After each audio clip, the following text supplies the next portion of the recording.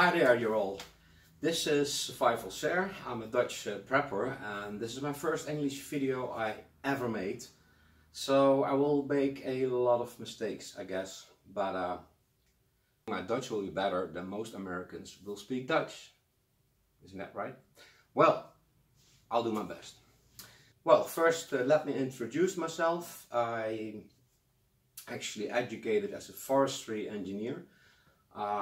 Couldn't find a job at that time when I was young, so I started to work in the outdoor business. I worked in a lot of shops, mainly the biggest shop in the Netherlands who sells outdoor stuff. Later on I worked for another company, smaller one, and I had the chance to sell a lot of stuff to the military, so that was a pretty nice job. In the meanwhile, I also started my own outdoor company in the Ardennes, which is a big forestry area in Belgium. I had a chance to train a lot of special forces, so that was quite an honor. I was very active in all sports you can imagine. I'm a caving instructor, a climbing instructor, but that was a long time ago. I started prepping at that time, which is the end of the 90s, but it wasn't really like something really important for me. It was just nice to do this, apart from the survival trainings I gave. After the company ended, there were a lot of reasons to it. I started to work for the police force. At the beginning I worked on the streets, like every cop in the Netherlands has to start with. Then I became a detective for homicide, robbery, and the last, well, 4 or 5 years I was mainly in charge of environmental issues like pollution, like explosions in factories and that kind of stuff. Pretty boring actually. But the last 4 years I was only working with animal welfare and illegal trading in species like, it was like from parrots to little puppies to lobsters and rare plants and everything. So really a really nice job. We also have a animal cop department in the Netherlands. I want to talk about some things from the Netherlands. I hope it's not boring. I really like the videos from the American and Canadian preppers. I actually watch them all the time. I really enjoy them, but the differences with Europe couldn't be bigger. And I try to explain a lot more about it.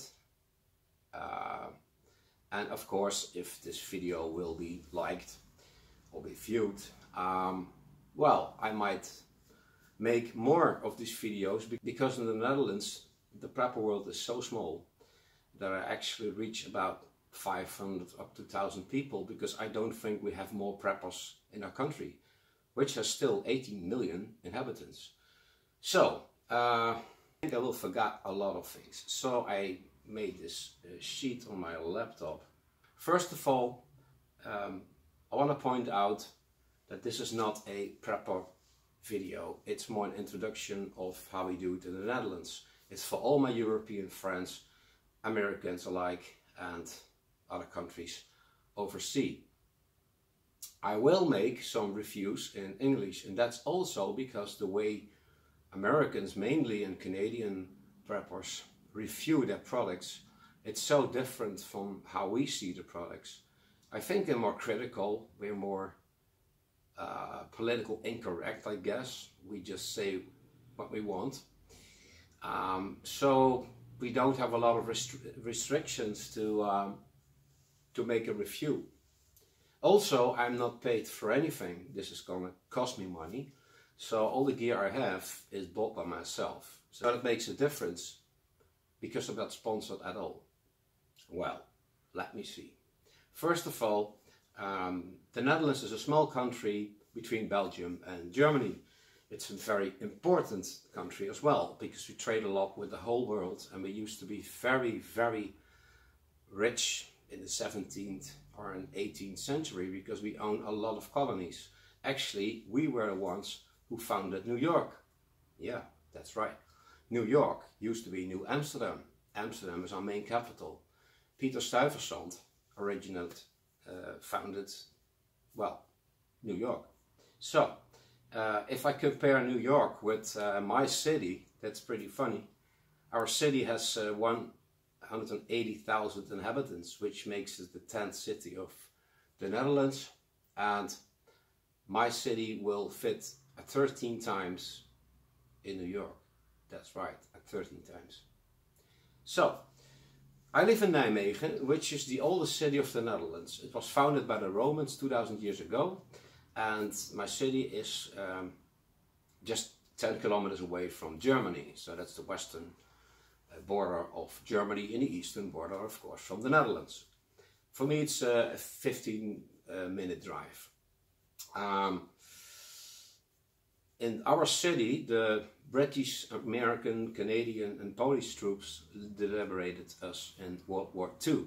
So we're really thankful for that. So the veterans are honored everywhere and every time. We have a lot of memorials up here, musea about the war. We also have like remembrance days with reenacting people. I'm talking about hundreds of people then. So yeah, it would be a nice visit to be around my city, especially because Market Garden was a very important operation, and that was actually around here, my region. So yeah, perhaps you know the movie A Bridge Too Far, which also stars Sean Connery. It was filmed here, and it's exactly how it was at that time. So we were liberated in 1945. Our city is surrounded by forest, a lot of forest. I mean, for Holland that is, because only 5% of our country is forest. So that's really, really little. It's terrible actually. Our highest peak in the Netherlands is 323 meters. The highest peak in my city is 100 meters above sea level. Well, that's pretty high in the Netherlands, because actually the rest is below sea level. That's why we're the best in making tights. And look at New Orleans or Dubai or salvage from submarines or sunken ships. We are always there because the Dutch engineers are the best in water management. Look it up on Wikipedia, it's true. Well, the highest peak in the Netherlands is exactly the crossing of Germany, Belgium and the Netherlands. So a lot of tourists come there. It's a nice place. And our southern country, our neighbors, which we're also very friendly with, that's Belgium. 700 meters is the highest top in Belgium.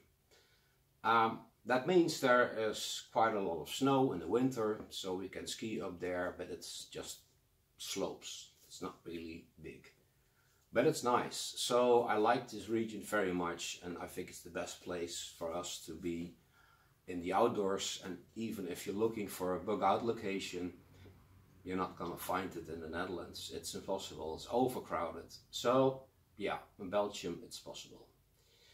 Our main cities, Amsterdam, Rotterdam, Utrecht, The Hague, inhabits 8 million people from the 18 we have. So it's crowded up there, and I think the mentality is also different from the east where I live. So for a small country we have a lot of differences in culture and dialect, and that's also because of belief, Catholic or Protestant, and it's also because the south of the Netherlands used to be under a lot of French influence, and above the main river it wasn't.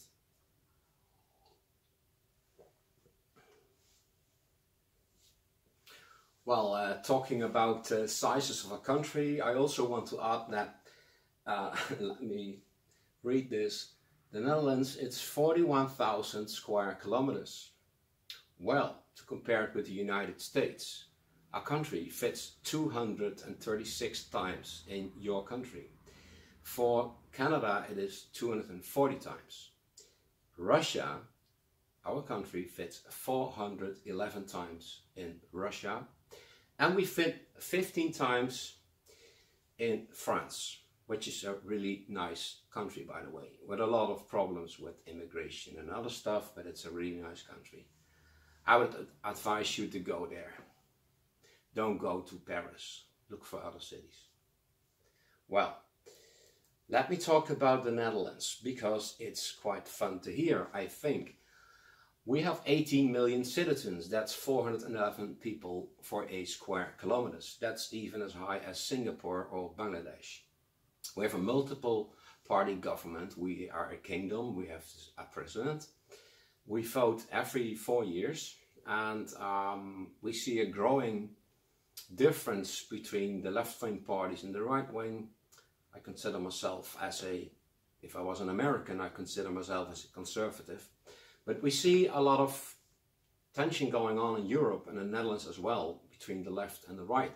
So I think it's the same problem as the United States have and other European countries.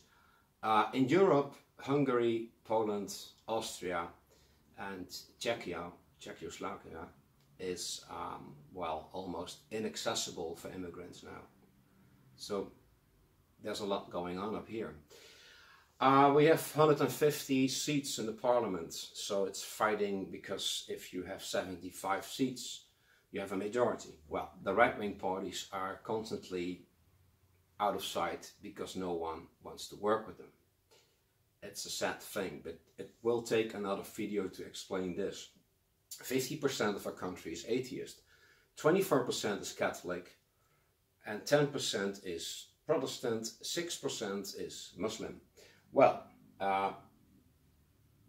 religion doesn't play a big part in our society. Actually, you can say nothing. So we also endorse legal prostitution. A lot of soft drugs, or actually all soft drugs, are not forbidden up here. Abortion is legal. Well, in the main capital of Amsterdam, a city I don't like, but it's the biggest one, and 1.2 million people are living there. It's a nice city to see because it's old, but I don't like all the fuss around there and the arrogance. Well, I just go on to my sheet, and it's actually not really in a order. We don't have a lot of forest, as I told you, but the wolf, the real wild wolf, has returned after almost 200 years of extinction, so that's nice. They also find that these wolves already have puppies, so it's a good thing. We also have the European bison. We have the edible dormouse, otters, lynxes. Yeah, that's right. The wildcat has returned as well, because it used to be extinct here. We have martens, we have foxes, badgers, red deer, and a lot of other nice animals. Well, hunting is almost illegal. If you want to become a hunter, you need to have a license, which is not cheap, and it's pretty hard to get as well. It's expensive, and you can only hunt on 5 species. Also, you can say the society in our country is for, I think, 95% against hunting. So that's also a big difference, I guess. Yeah, the difference with the USA, more specifically, because in Europe, a lot of things are the same. And I explain to you later, if you will watch the whole video. 1 gallon of gasoline costs $9 in the Netherlands. So driving is expensive. We have no Walmarts, we have no big shops where you can buy for really insane prices or couponing to get your stuff. It's impossible here.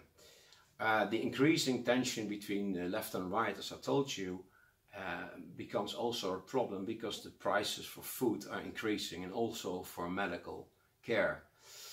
By the way, the prices of outdoor gear are here about 20% higher than the United States because of import costs. We pay road taxes. Yeah, that's right, road taxes.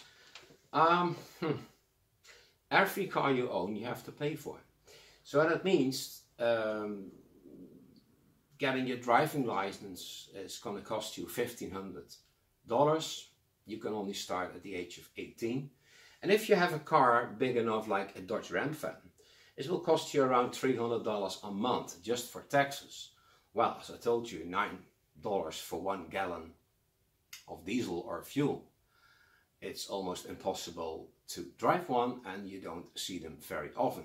Well, the good thing in the Netherlands is we have streets and highways which are very good maintained, and we have the most bike lanes in the world. The bike lanes are usually wider than the streets. We have 20 million bicycles in the Netherlands, and it's not, I mean, the first thing you do when you're a toddler, you learn how to use a bike. So we cycle a lot, and it doesn't make a difference if you're rich or poor or old or young, everyone owns a bike. It's typical Dutch, I guess. We have a lot of rain, so we take a lot of rain while bicycling, but we don't care because we're used to the mostly bad weather. Well, talking about roads and speeds and cars, we have a police, of course. They are friendly. On average, they are very friendly. You can do 130 kilometers an hour for maximum speed, so that's about 80 miles an hour. The fines, if you're going to speed, are really high, same as for alcohol. And on the other hand, the penalties you get from a judge if you, for instance, will kill somebody or you're in drug trade, they're very low. We do have a lifetime sentence without any chance of parole or mercy. That's unique in the Netherlands, but whole Europe has no death penalty. That's forbidden because the European Union makes a lot of rules for everyone. Well, because it's a prepper channel, or I mean I'm talking about prepping later on, it's important to say something about the military, I guess, or how our national security is working. Well, it's not that good, because the police up here is just too little. It's about 20,000 cops, and that's a very low amount of cops. We are well equipped, and I say still we because I used to work for law enforcement, as I told you.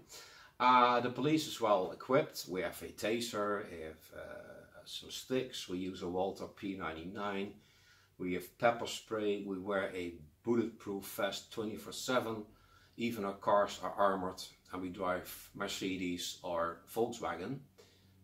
We have some K9 group SWAT teams, so yeah, that's a good thing. If I'm talking about our policy, our laws, well, soft drugs is allowed to buy for 5 grams. You can smoke it everywhere, even in front of a policeman.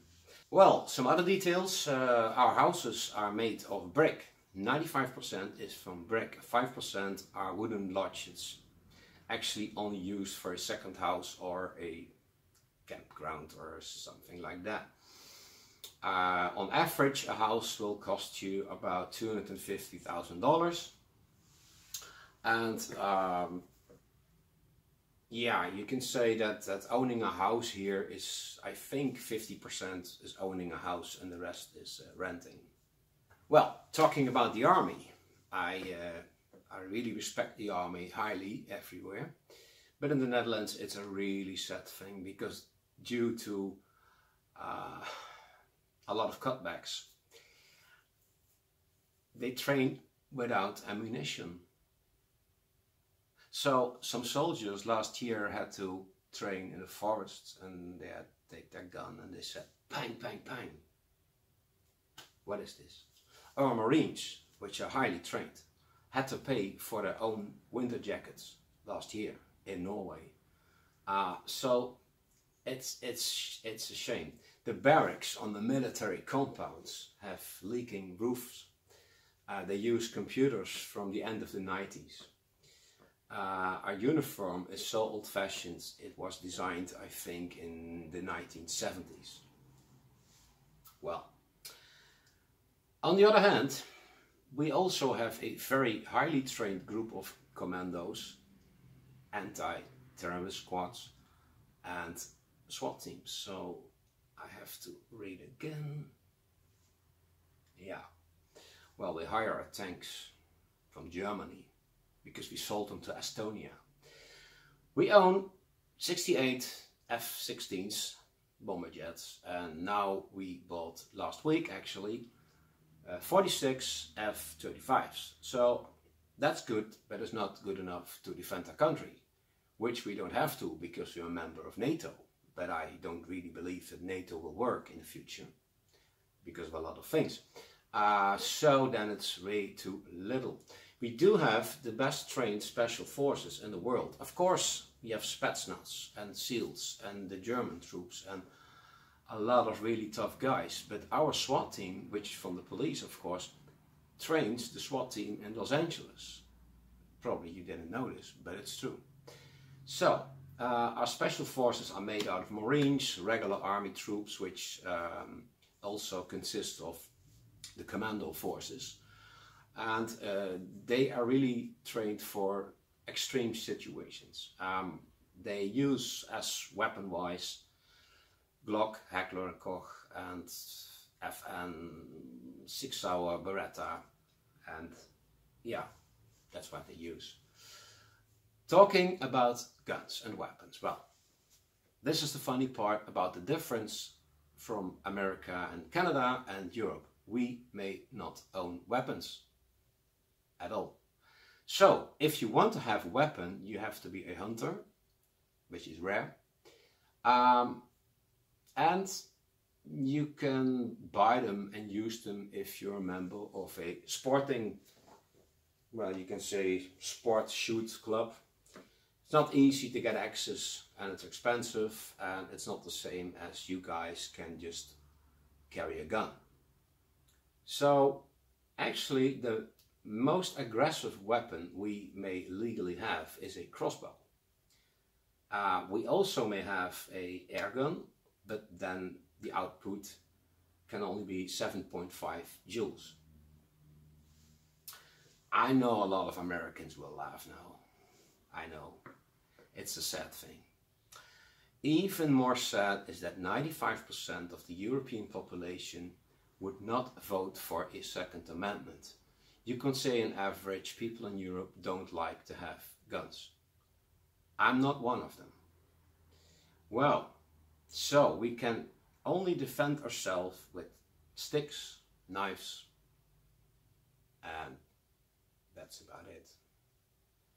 You may own alarm pistols, but not in the Netherlands. You may use them in Germany and Poland and Hungary, a lot of other countries. And then you can only have as a kind of ammunition CS, gas or pepper spray. If they catch you with an alarm pistol in the Netherlands, of course you lose the pistol, or revolver for that matter. And you get fined for probably $500 or something.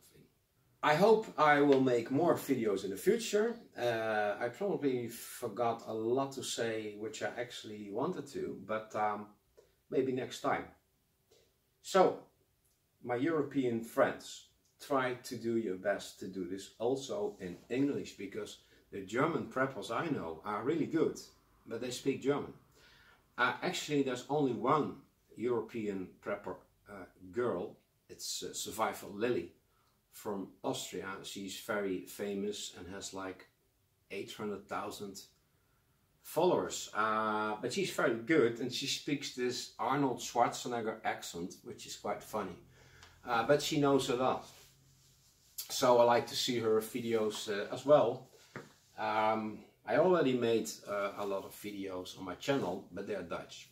So yeah, I want to end with this. I will make a video in the next coming days about a review I make from 511 backpacks, because I totally like 511, and I've seen reviews in the United States which are so funny, because you guys talk first about how much guns a backpack can carry.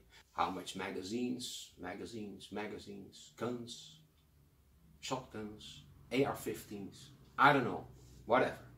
So you talk for 5 minutes about weaponry. Well, funny, because we don't talk about weapons at all, because we don't own them.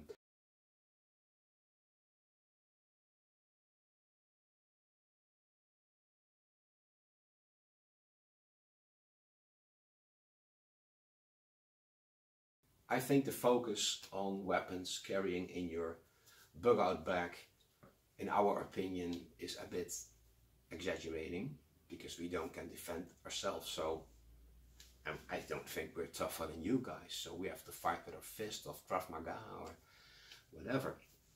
I also think that a lot of American vloggers about prepping are sponsored, so they're not really, I would say, honest. My review on 511 will be honest, fair and realistic. I like the backpacks a lot, but they also have a lot of cons. I hope I will make this video very, very soon. I will post it in every channel on Facebook. Well, to see if it's working out. I'm really happy that you guys took the time to watch this pretty long video about a topic which is probably not interesting, but well, maybe it is. I don't know. Thanks for watching. If you like this video, please subscribe. Thumbs up or thumbs down. And if you want to give me advice or just some funny remarks, please do in the comment section. See you later.